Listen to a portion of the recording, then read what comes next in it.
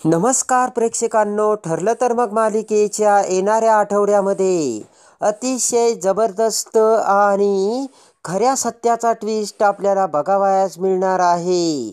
त्यामध्ये आता प्रतिमाला मारण्याचा प्रियाचा आणि नागराजचा डाव आता सत्यवादी सुमन कसा उलथून पाडते. आणि जेव्हा आता प्रिया ही दूध गरम करून त्या दुधामध्ये आता डबीमधील सगळ्या झोपेच्या गोळ्या टाकून ते दूध गरम करून जेव्हा आता प्रतिमाला घेऊन जाते, त्याच वेळेस आता इकडे दूध गरम करत असताना सुमनने प्रियाचे सगळे सत्य स्वतःच्या डोळ्यांनी बघताच आणि नागराज सुद्धा तिथे उभा असताना बघताच प्रियाची काळीबेरी गोम आता सुमनने ओळखून आता लगेचच सुमन आता हुशारीने रविराजला प्रियाचे ते सत्य सांगते. आणि आता जेव्हा आता प्रिया ही प्रतिमाला दूध देण्यासाठी तिच्या रूममध्ये जाते, त्याच वेळेस प्रतिमाच्या प्रेमाने मोक्याच्या वेळी येऊन आता बळजबरीने प्रिया प्रतिमाला पाजत असलेल्या दुधाचा ग्लास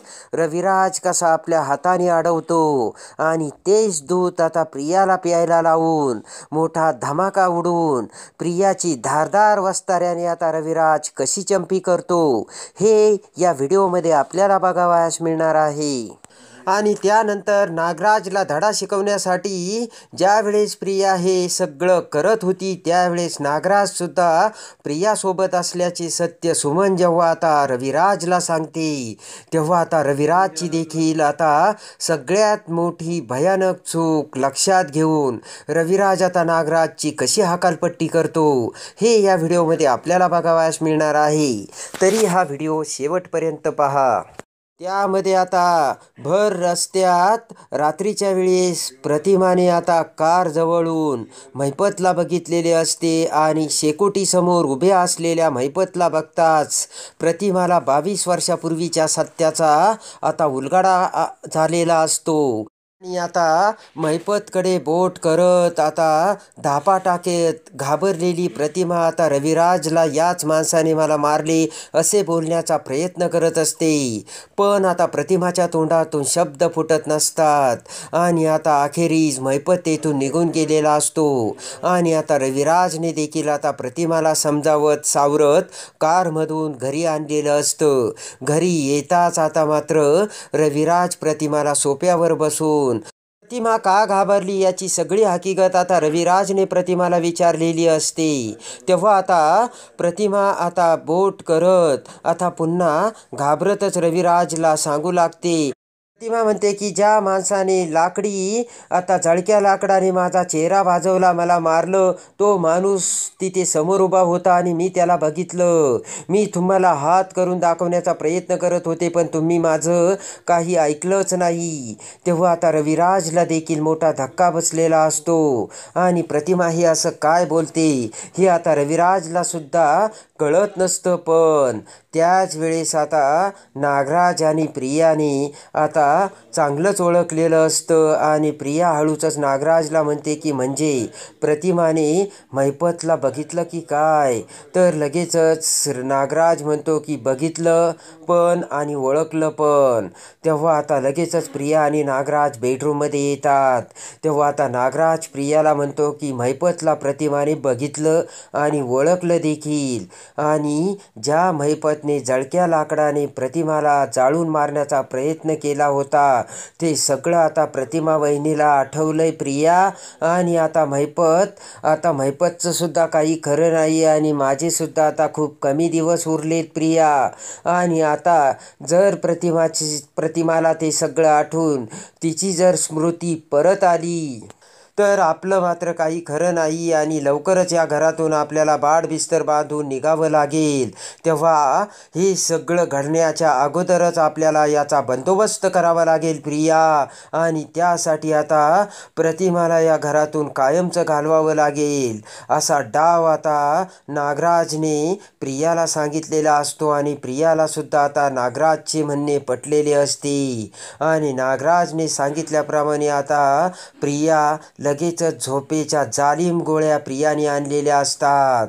प्रिया म्हणते की आता बघा नागराज काका मी काय करते ते. आणि या घाबरलेल्या प्रतिमाच्या या संधीचा फायदा उचलून मी प्रतिमाला झोपेच्या गोळ्या देऊन रात्री प्रतिमा आता कशी ढगात जाते. जी प्रतिमा घाबरलेली आहे ती सकाळी रविराजला काहीही हालचाल करत नसल्याचे दिसून येईल असे आता प्रियाने नागराजला सांगताच नागराज आता खूप खुश झालेला असतो. आणि आता नागराज इकडे खुश होताच प्रियाने रात्रीच आता आपण प्रतिमाला कसं मारणार याचा सगळा डाव समजावून सांगितलेला असतो. इकडे आता रविराज हा प्रतिमाला समजावतो. रविराज म्हणतो की अगं प्रतिमा तिथे कोणीच नव्हतं, तुला काहीतरी भात झाला असेल. तेव्हा आता प्रतिमा म्हणते की नाही रविराज मी स्वतःच्या डोळ्याने बघितलं. पण आता रविराजचा या गोष्टीवरती मात्र सुरुवातीला विश्वास बसलेला नसतो.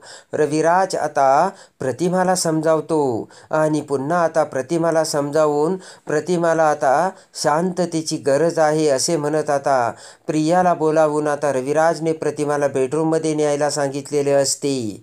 पटकन आता प्रिया प्रतिमाला बेडरूममध्ये घेऊन जाते आणि म्हणते की आई तू आता कोणत्याही कसल्याही गोष्टीचा विचार करू नकोस.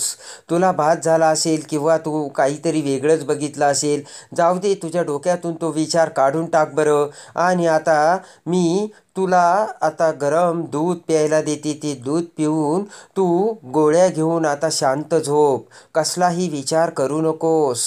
तेव्हा आता लगेचच प्रिया ही आता इकडे किचनमध्ये जाते. नागराजसुद्धा आता तिथे आलेला असतो. नागराज म्हणतो की प्रिया आता एकदमच परफेक्ट कार्यक्रम झाला पाहिजे. आणि त्या क्षणी आता नागराजकडून प्रियाने ती गोळ्याची डबी घेतलेली असते आणि त्या दुधामध्ये सगळ्या गोळ्या टाकलेल्या असतात आणि ते दूध गरम केलेलं असतं. आणि जेव्हा हे सगळं घडतं त्याच वेळेस मात्र सुमन आता दरवाजात येऊन किचनमध्ये येते. तेव्हा आता लगेचच नागराज आणि प्रिया सुमनला बघताच आता दोघेही भीतीने घाबरलेले असतात आणि घाबरलेल्या नजरेने दोघेही आता सुमनकडे बघू लागतात. सुमन आता दोघांनाही बघते आणि सुमनला सुद्धा आता संशय आलेला असतो. हे इथे काय करतात?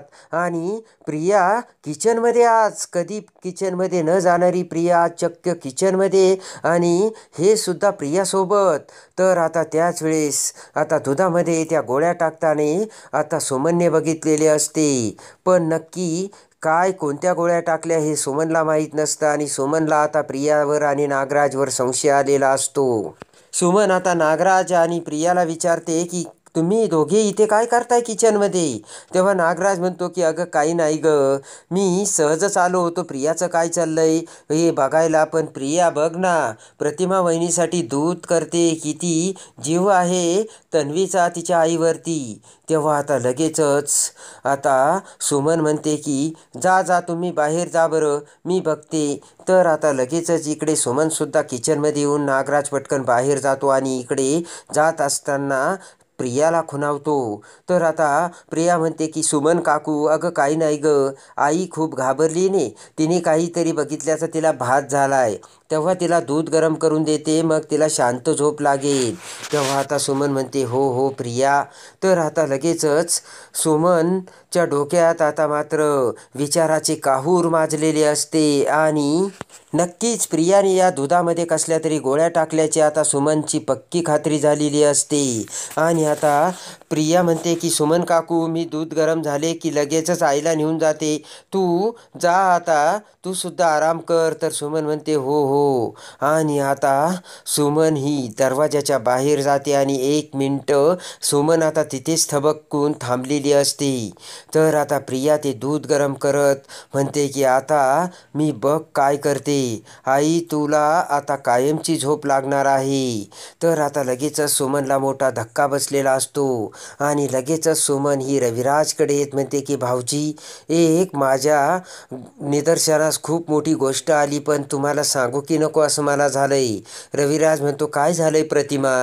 तेव्हा आता घडलेली सगळी हकीकत सुमन ही रविराजला सांगते आणि म्हणते की भाऊजी, नक्की तन्वीने त्या दुधामध्ये काहीतरी टाकलंय, कोणत्या तरी गोळ्या टाकल्यात, मी स्वतःच्या डोळ्याने बघितलंय. तेव्हा आता लगेचच आता रविराजचा विश्वास बसेनासा होतो. रविराज म्हणतो, काय बोलते सुमन तू? तर आता सुमन म्हणते की भाऊजी, मी माझ्या डोळ्यांनी बघितलंय. तेव्हा आता लगेचच आता प्रिया ही ते दूध गरम करून तोपर्यंत प्रतिमाच्या बेडरूममध्ये गेलेली असते. इकडे आता रविराजला मोठा धक्का बसून ताबडतोब आता रविराजसुद्धा प्रतिमाच्या बेडरूमकडे येतो आणि प्रिया आता प्रतिमाला आता बळजबरीने ते दूध पाजण्याचा प्रयत्न करू लागते. पण प्रतिमा ते दूध घेण्यासाठी प्रतिमाने नकार दिलेला असतो. पण काही जरी झालं तरी आई, तुला हे दूध घ्यावंच लागेल, तू नाही तर तुला झोप लागणार नाही, एकतर तू घाबरलेली आहे, असे म्हणत बळजबरीने प्रिया आता ते दूध आता प्रतिमाला पाजू लागताच धावत पळत पाठीमागून रविराज तिथे प्रियाला थांबवतो आणि म्हणतो की थांब तन्वी, अगं प्रतिमा म्हणते ना तिला दूध घ्यायचं नाही, मग कशाला तिला जबरदस्ती करतेस? लगेचच प्रिया ही रविराजकडे बघून घाबरते आणि म्हणते की बाबा, असं काय करताय? आईने जर दूध घेतलं नाही तर आईची तब्येत खालावेल ना, आणि ती घाबरलेली सुद्धा आहे. तेव्हा आता लगेचच रविराज म्हणतो की त्याचं कसं करायचं ते मी बघतो, पण ती दूध घ्यायला नकार देते ना तुला, मग तिला ते दूध पाजू नको. तर आता तेवढ्यात पुढे सुमन म्हणते की प्रिया, त्या दुधामध्ये मागाशी तू कसल्या तरी गोळ्या टाकल्या, कशाच्या होत्या? ते ऐकून आता प्रियाला मोठा धक्का बसतो. प्रिया म्हणते की सुमन काकू, अगं काहीही का बोलतेस, मी कशाला दुधामध्ये कोणत्या गोळ्या टाकेल? तेव्हा आता रविराज म्हणतो की तन्वी, तू या दुधामध्ये काहीही टाकले नाहीस का? तर प्रिया म्हणते, नाही हो बाबा, मी कशाला काही टाकेल, सुमन काकू तुम्हाला काहीही सांगते. तेव्हा आता रविराज म्हणतो, ठीक आहे, तू या दुधामध्ये काहीच टाकले नाहीस आणि फक्त दूध गरम केले ना? तर प्रिया म्हणते, हो बाबा, माझ्यावर विश्वास ठेवा. आता रविराज म्हणतो की मग प्रिया, आता हे दूध तू पी. तर आता प्रियाला मोठा धक्का बसतो. लगेचच प्रिया म्हणते की मला कशाला बाबा दूध? तर रविराज म्हणतो, मी सांगतो प्रिया, पी तू हे दूध. तर आता प्रियाची घाबरगुंडी उडालेली असते आणि प्रिया म्हणते की मला हे दूध नाही प्यायचं. तर रविराज म्हणतो की प्रिया, तुला आता हे दूध प्यावंच लागेल. आणि आता लगेचच रविराज जबरदस्तीने ते दूध आता प्रियाला प्यायला लावतो. पण प्रिया ते दूध घेण्यास नकार देते. तेव्हा खरे सत्य आता रविराज समोर आलेले असते. आणि आता त्याचबरोबर नागराज तिथे येताच आता सुमन रविराजला म्हणते की हे सगळं करत असताना हे सुद्धा प्रियासोबत किचनमध्ये होते. तेव्हा आता रविराजला मोठा धक्का बसलेला असतो आणि रागाने रविराज आता नागराजवर धावून जात खऱ्या सत्याचा आता धमाका उडत रविराज आता प्रिया आणि नागराजची धारदार वस्त्रांनी आणि धारदार शब्दांनी चंपी करून आता नागराजची तर आता रविराजने हकालपट्टी केलेली असते. तेव्हा आता प्रियाचे ते कट कारस्थान समोर येऊन रविराज आता प्रियाला कोणती शिक्षा करतो हे बघण्यासाठी आणि ठरलं तर मग मालिकेच्या डेली अपडेटसाठी बेल नोटिफिकेशनवर क्लिक करून आपल्या चॅनलला लाईक करा, सबस्क्राईब करा.